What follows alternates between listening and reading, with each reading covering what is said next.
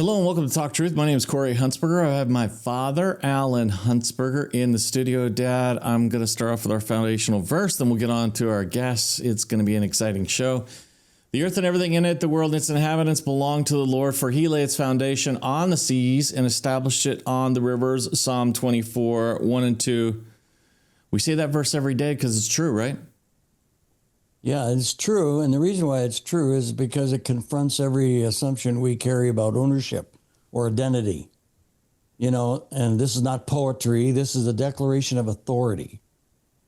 Everything belongs to God, not because we claimed it, but because he created it. And that's the beautiful thing. The earth is not ours. Life is not ours, even. You know, our own life. Yeah. Even we are not our own. And here is where many people stop with ownership. With cold and flu season here, access to the right health products is essential. That's why this episode is brought to you by Freedom Health. They believe your health decisions should be yours. Go to freedomhealth.is and use our promo code TRUTH15 to receive $15 off your order today. Interesting. Speaking about life, we're going to be focusing on someone's life here for the next few shows. But first, let's bring on our guest. He is a filmmaker, and his name is Dean Rainey. Dean with Rainey Media. Is that correct? Hey, Dean, welcome to the show, man. Hi, good morning. Thanks for having me. We're excited to have you. We've had you on before a couple times. I think we even, it was like almost a year ago or maybe less, maybe 6 months for sure. You did a documentary called Why Can't We Talk About This? And it was a fantastic, informative documentary about a friend. I'm going to let you just go ahead and give the whole background. But what we're going to do these next 4 episodes, we're going to actually show the documentary. We pitched you an idea. Hey, can we show the documentary? We'd love to see it or let our viewers see it. You said absolutely. That's why you're here. Can you tell us a little bit about yourself and this movie that we're going to watch? Sure. I'm a Canadian filmmaker. I live in a small town here in Ontario. And during the pandemic, I noticed that a friend of mine, who's also a filmmaker, who's retired to my town from Toronto, he was having some health problems, some health issues. And one day, out of the blue, he reached out to me and he said, I'm not well. I'm having some real physical problems. Maybe I've had what I think is a neurological event. I may have an injury from the vaccine or from COVID or whatever. I don't know. But would you like to make a documentary on me? And I thought, wow, this is heavy because, it was heavy times at that moment. I wasn't sure what to do with it. But I did go and interview him. And then I sat on the footage for a little while. And what struck me about his story is that he used to tell me about how 20 years ago, he made a documentary about himself walking across Canada. And here was this friend now, his ability to walk was just disintegrating and he was failing. And I thought, oh my gosh, there's something here. There is something here.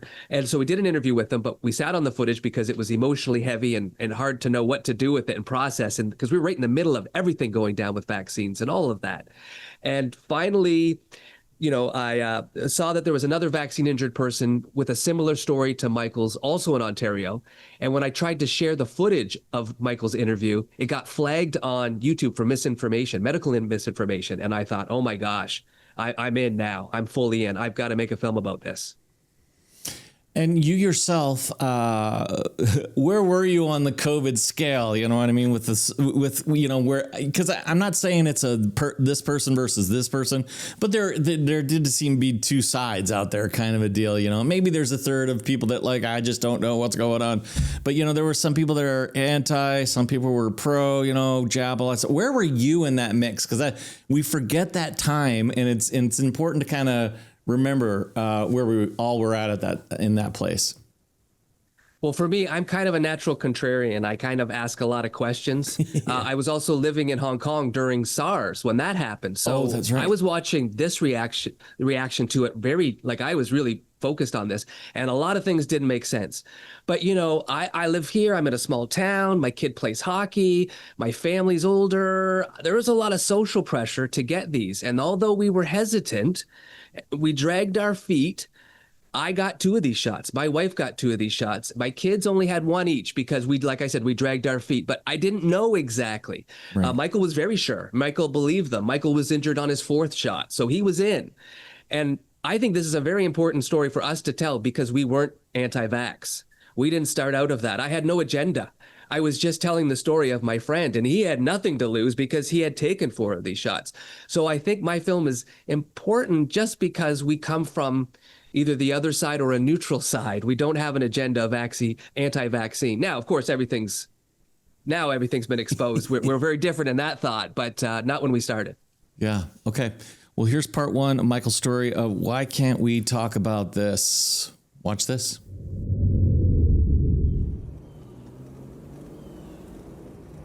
This is the crazy thing about my situation, you know? I did a documentary called Walking the Wisdom of the Road, and it's a documentary on walking. I walked across the country. It gives me inspiration. We have to set goals for ourselves, and my goal that I set out earlier this year is that by January of 2025, I want to walk 1 kilometer. My name is Michael Oesch. I'm currently 57 years old. I live in Waterford, Ontario, Canada. I was driving a school bus a few years ago. I really enjoyed it, semi-retirement, taking care of my house, doing my gardening, doing woodworking, making guitars. And then in June of 2022, I had COVID. It was a very mild case. It showed up on a rapid test. I wasn't that sick. It was the second time I had COVID. The first time was a bit worse, but the second time wasn't as bad. And then came the fall season, and in October, I was scheduled to take my 4th vaccine. It was an mRNA vaccine, and the following day was Pumpkin Fest here, which is the big event in town. And we went to the fireworks festivities in town. It's a big event. We went down there and we walked around town, and then on the way coming back, I noticed that my leg started to drag. It was within 36 hours of getting the vaccine that I noticed my first neurological event. And then the following week, while driving the school bus home from my morning run, I blacked out coming down the highway. And I woke up with 3 on my wheels, 2 in the back and 1 in the front, going down the side of the highway. I straightened out, I got back on the road, but my eyes, they started quaking, like literally shaking, like almost like it was an earthquake happening. My doctor thinks it was a microstroke that happened at that time. The following week, I did get MRIs, and they realized that there were lesions on my spine. The biggest one being a 2.8 centimeter lesion on my C1, less than a 1/4 inch away from my brain. Watch your leg. Okay. Sorry. It's okay, I love you. You in? Oh, okay, I don't know how well I can move, but let's try. We found out through my neurologist it was transverse myelitis. Now, transverse myelitis is not necessarily a complete diagnosis. In some ways, it's similar to muscular sclerosis, MS, or Guillain-Barré disease. So what ends up happening is that as a result of this condition, the myelin on my spine is deteriorating.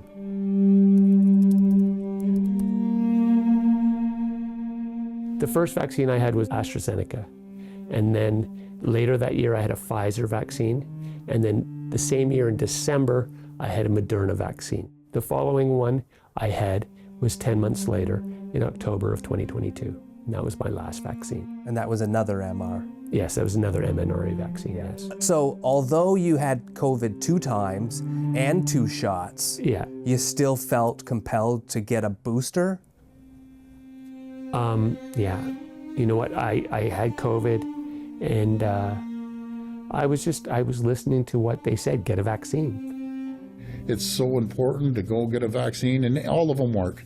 You know, no matter if it's AstraZeneca or Moderna or Pfizer, if you have an opportunity to get a vaccine, please get it. Because every doctor I talk to, it's going to do 2 things for you.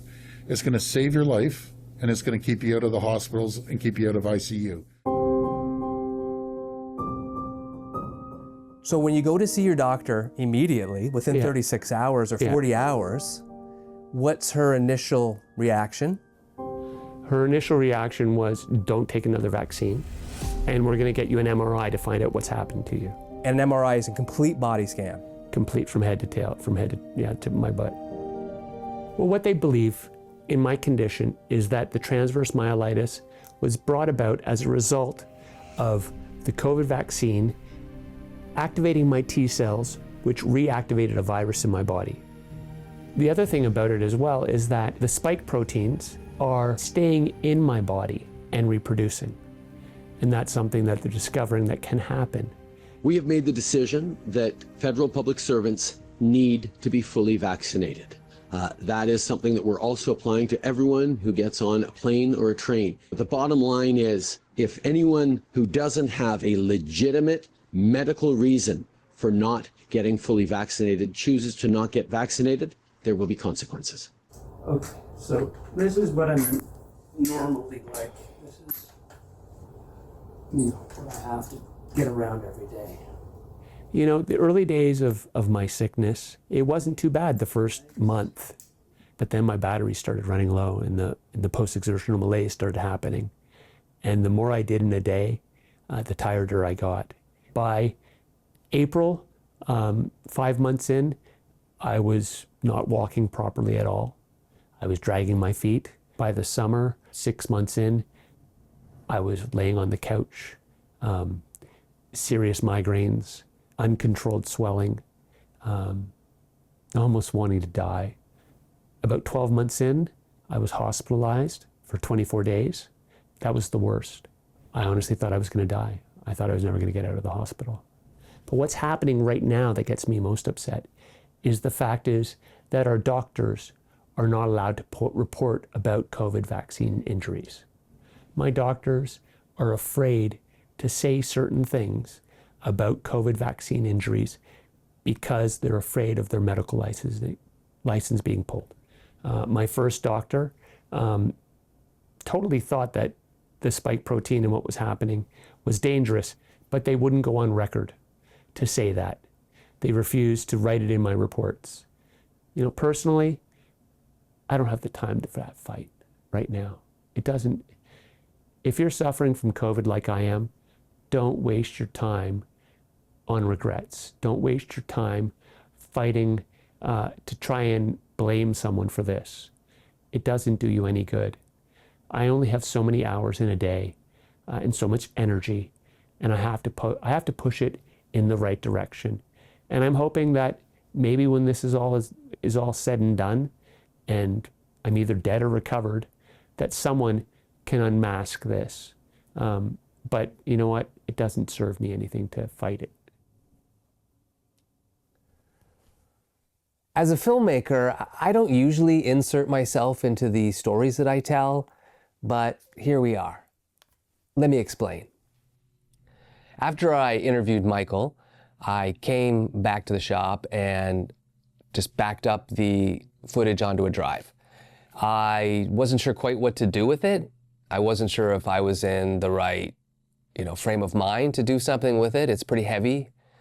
It's a pretty heavy story. It's a pretty heavy subject matter. It's emotionally charged. It's definitely politically charged.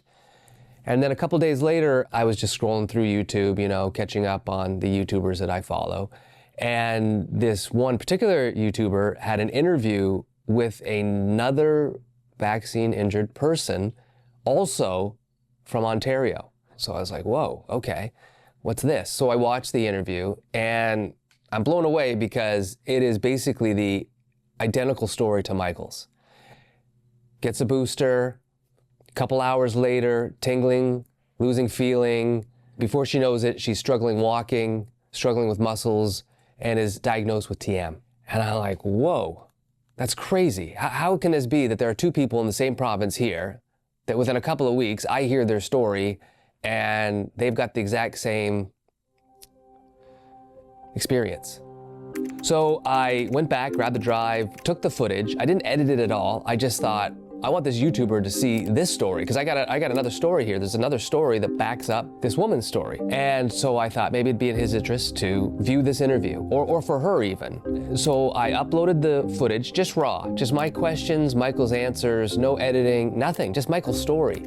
And I uploaded it and I kept it unlisted. This was not gonna be public or anything. I just wanted to throw it up there and send off the raw interview for like 1 or 2 people to watch.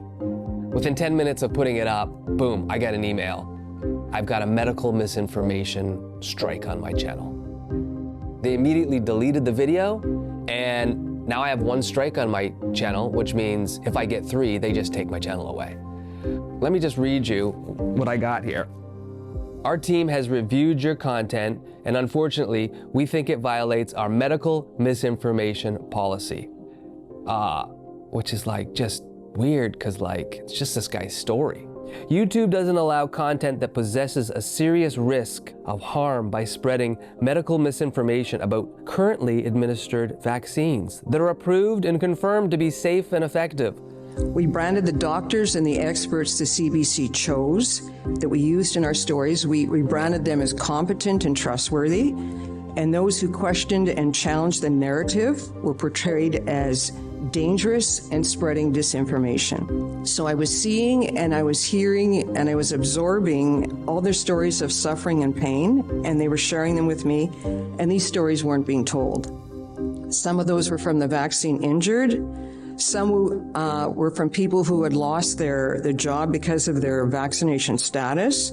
So all these stories were sitting inside of me. They were left with me, and I felt the crushing burden and the weight of their truth not being given a voice. So I had witnessed in a very short time the collapse of journalism, news gathering, investigative reporting, and the way I saw it is that we were in fact pushing propaganda.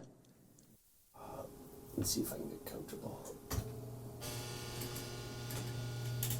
I don't know. I know I've been diagnosed with here it is. I've been diagnosed with acute atypical transverse myelitis, meaning it's critical. I'm not walking anymore. It's atypical, meaning it's not normal like most transverse myelitis. Transverse myelitis hits you, and usually you get stricken with some paralysis, and then you recover from it. For me, it's been a 20-month descent into hell. In the past month, the only way I can walk is to actually drag my feet backwards with my walker, and for the past 4 days, I've barely been able to walk. I've fallen quite often. I've had incontinence. The brain fog comes. Chronic fatigue. The energy levels are very low. And it's the toughest battle of my life, you know? You know, at one point, 20 years ago, I walked across the country. And this is tougher than that. And I guess, you know, I don't know if I'm going to die or not. I think I've come to terms with the fact that we all have to die. And this may be my time, this may not be my time. I'm going to fight for all I have, but coming to terms with that is a bit at ease. And I'm not angry. The anger was a phase of grieving. But if anything, just to kind of put it out there that, you know what, people do suffer from some sort of effect of long COVID.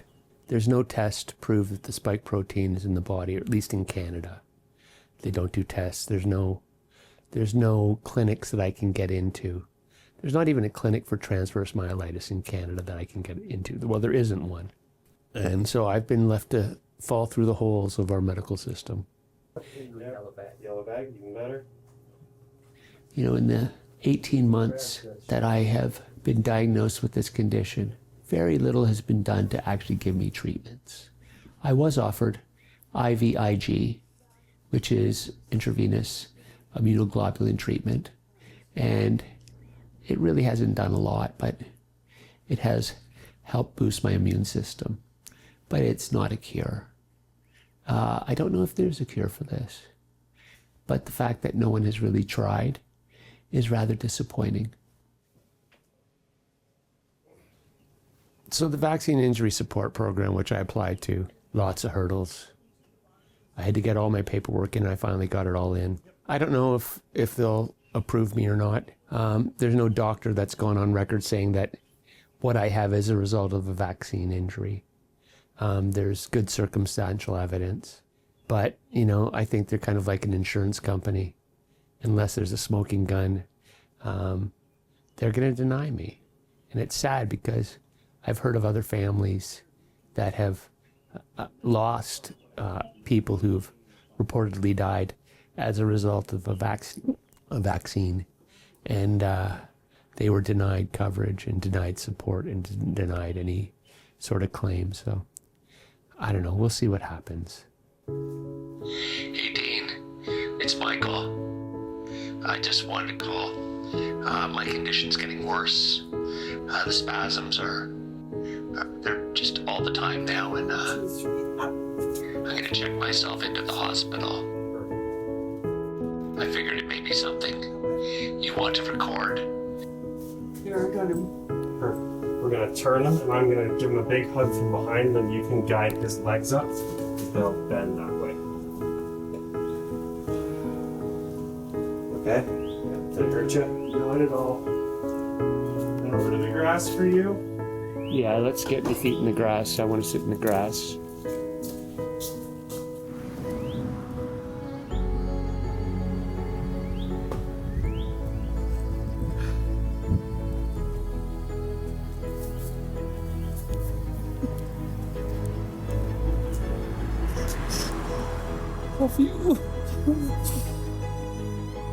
I don't know if I'm ever coming home. 8th floor. Hamilton General Hospital, day 3.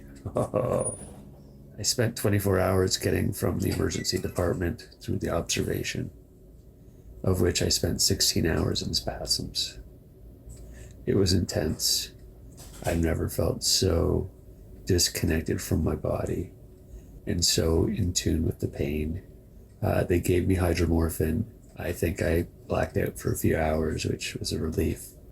They've been doing x-rays and CAT scans and ultrasounds, and they tried to do an MRI, but I just couldn't do it. I was spasming too much. Doctors don't know. They don't know. They're not sure if it's even transverse myelitis anymore. But they're trying to do their best. So we'll see what happens. I'll keep you informed. Well, I've been informed I don't have long COVID.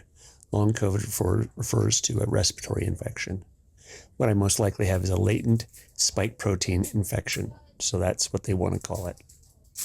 And we accept that terminology now. Either way, I'm dealing with transverse myelitis and something else that's inhibiting my body from reproducing. Anyways, here from Hamilton General Hospital and making the most of it. So there we go.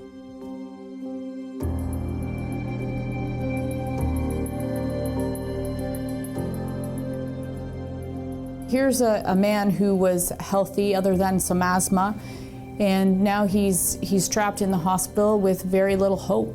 And it broke my heart.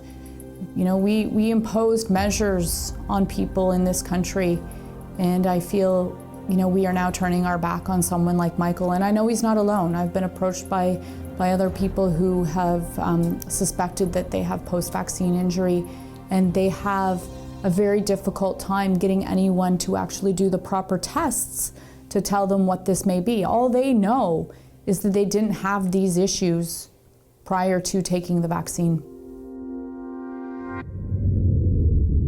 Well, that's part one. Dean, incredible story, interesting, especially it's really sad to see what happened in Michael's life, especially when, he walked across, the nation. When you're someone like that, Alan does 4 kilometers a day, not quite what Michael, see, he's got to get 5 kilometers, not quite what Michael's accomplished in his lifetime, but your body pretty well. You know what I mean? When you are someone who walks that much, your body pretty well.